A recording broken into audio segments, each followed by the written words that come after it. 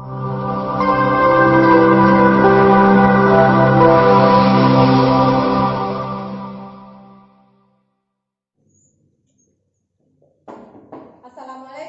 Waalaikumsalam.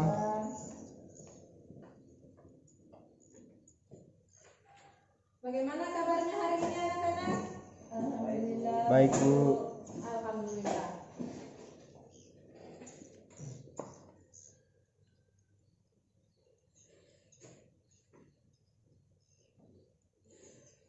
Assalamualaikum warahmatullahi wabarakatuh. Waalaikumsalam warahmatullahi wabarakatuh. Puji syukur kehadirat Allah Subhanahu wa taala karena berkat rahmat dan hidayahnya sehingga kita dapat berkumpul pada pagi hari ini untuk melaksanakan aktivitas belajar. Dan tak lupa pula salawat serta salam kita haturkan kepada junjungan Nabi besar kita Sallallahu Alaihi Wasallam yang telah membawa kita dari alam kegelapan menuju alam terang benderang seperti saat ini. Baiklah, sebelum kita melanjutkan pelajaran pada pagi hari ini, terlebih dahulu Ibu akan mengabsen karena absen itu sangat berpengaruh pada nilai kalian semua ya. Baiklah, yang pertama Sandip, Hadir, Bu. Malik, Hadir, Bu. Syifa, Hadir, Bu. Siti Nur Karima, Hadir, Bu. Ridwan, Hadir, Bu. Agus. Hadir, Bu. Baiklah, jadi hadir semua ya. Ya, Bu. Nah, adapun materi kita pada hari ini yaitu tentang sejarah kebudayaan Islam. Jadi hari ini kita akan belajar tentang materi sejarah kebudayaan Islam. Nah, sebelum kita lanjut, di antara kalian sudah ada yang pernah mendengar tentang sejarah kebudayaan Islam? Belum, Bu. Belum pernah sama sekali? Ya, Bu. Baiklah, kita bahas dulu pengertian kebudayaan Islam ya. Jadi kita harus ketahui dulu kebudayaan Islam itu seperti apa.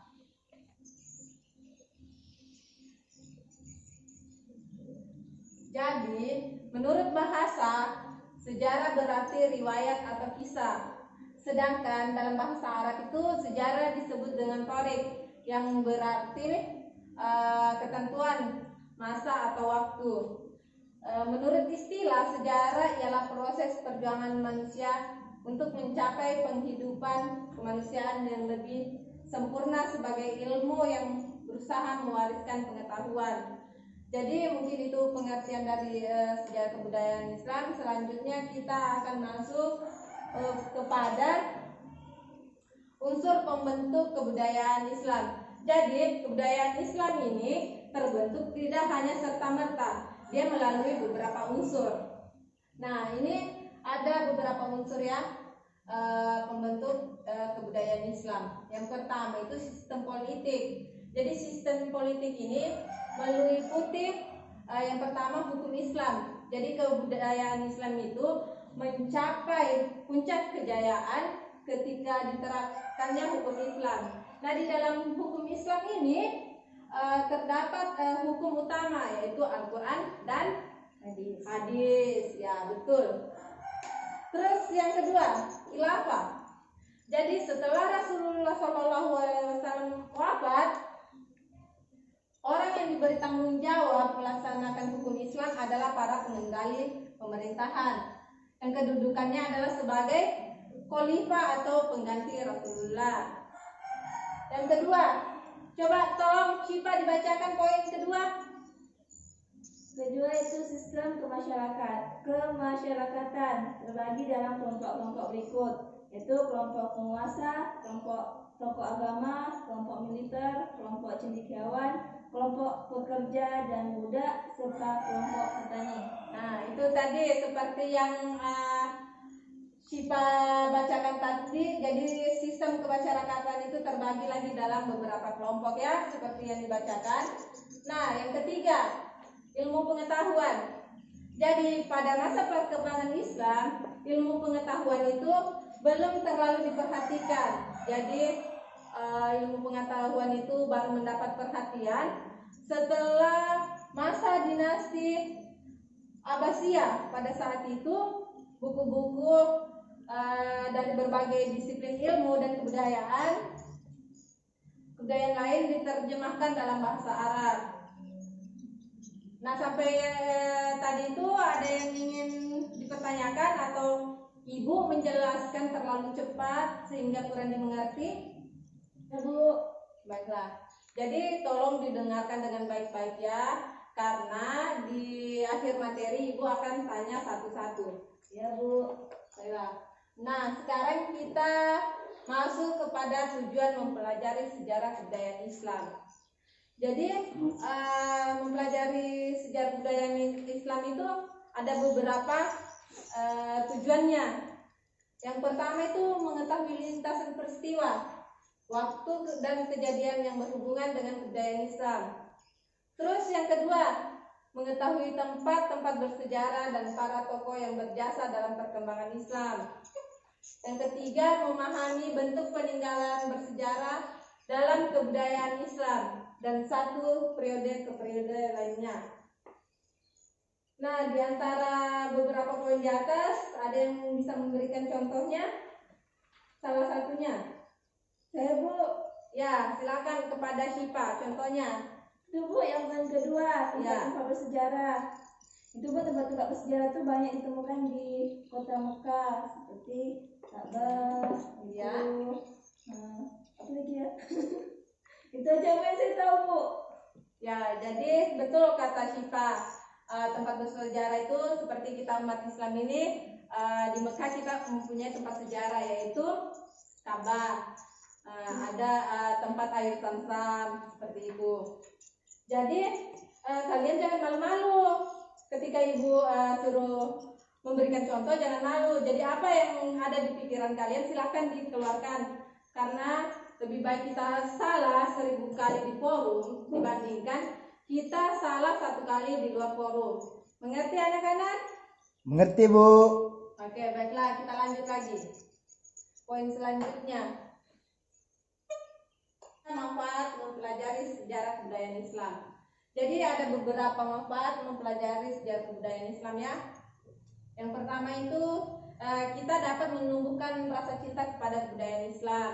Terus yang kedua, kita memahami hasil pemikiran dari karya para ulama. Yang ketiga, membangun kesadaran generasi muslim. Terus yang keempat, kita dapat memberikan pelajaran pada generasi seperti meneladani dari perjuangan para tokoh di masa lalu. Terus yang kelima, memupuk semangat dan motivasi untuk meningkatkan prestasi yang telah diraih. Jadi selanjutnya itu kita akan membahas tentang bentuk atau wujud kebudayaan Islam ya. Jadi ada 3 wujud kebudayaan Islam. Yang pertama itu wujud ideal atau gagasan. Di antara kalian siapa yang tahu seperti apa itu wujud ideal atau gagasan? Saya Bu. Ya, silakan. Gagasan adalah pemikiran, ya kan Bu? Ya, bisa jadi. Yang lain masih ada?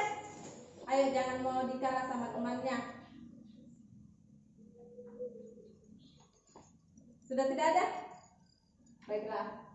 Jadi, wujud ideal atau gagasan itu adalah nilai-nilai atau ide-ide atau norma-norma yang bersifat abstrak yang tidak dapat diraba. Seperti itu. Terus yang kedua, wujud aktivitas. Ada yang tahu wujud aktivitas itu seperti apa? Ayo. Ada yang tahu? Coba Malik diulangi. Contohnya itu seperti apa? Maaf, Bu. Tiduran tadi.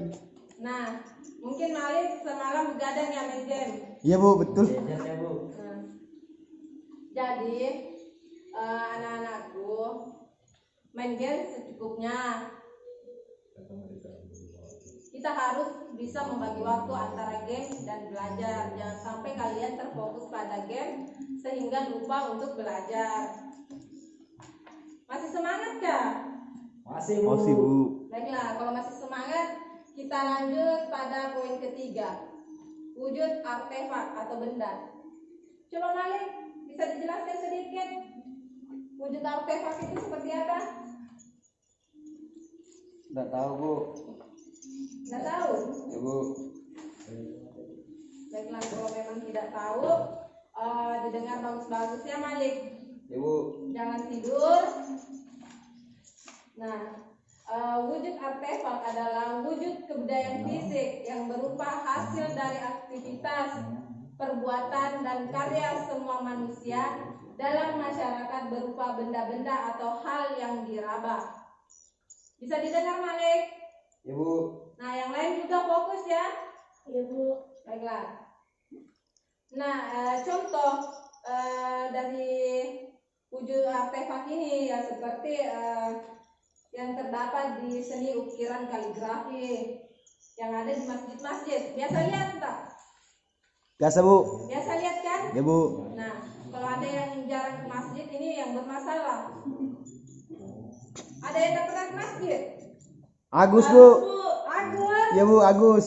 Nah, ini permasalahan besar ini Agus. Tak pernah menginjakkan kaki di masjid. Luar biasa. Ya Agus. Ya Bu. Nah, salah satu tokoh yang dikenal sebagai sejarawan dan dijuluki bapak sosiologi itu adalah siapa? Ibnu Khaldun. Nah, kurang fokus. Akhirnya ketinggalan. Agus kali Bu. Nah, Agus lagi? Bukan. Nah, mungkin itulah tadi sedikit pembahasan tentang sejarah kebudayaan Islam. Nah, yang ingin bertanya silakan bertanya. Gus, tanya Gus. Tanya. Ada yang ingin bertanya? Tidak ada Bu. Tidak ada. Ya Bu. Nah, kalau tidak ada yang ingin bertanya, ibu yang akan bertanya ini. Nah, masih enggak. Bagaimana kalau ibu yang bertanya? Ya dulu. Sipa, Ya Bu. tolong dijelaskan kembali sejarah kebudayaan Islam itu seperti apa? Sejarah kebudayaan Islam itu Bu adalah peristiwa masa lampau Bu yang Ya. berbentuk hasil ataupun satu karya. Itu Bu. Baiklah. Jadi Sipa tadi ini mendengarkan ya? Ya Bu. Nah, yang lain? Siapkah kalau ibu tanya ini? Agus Bu. Agus, Ya Bu. bagaimana Agus?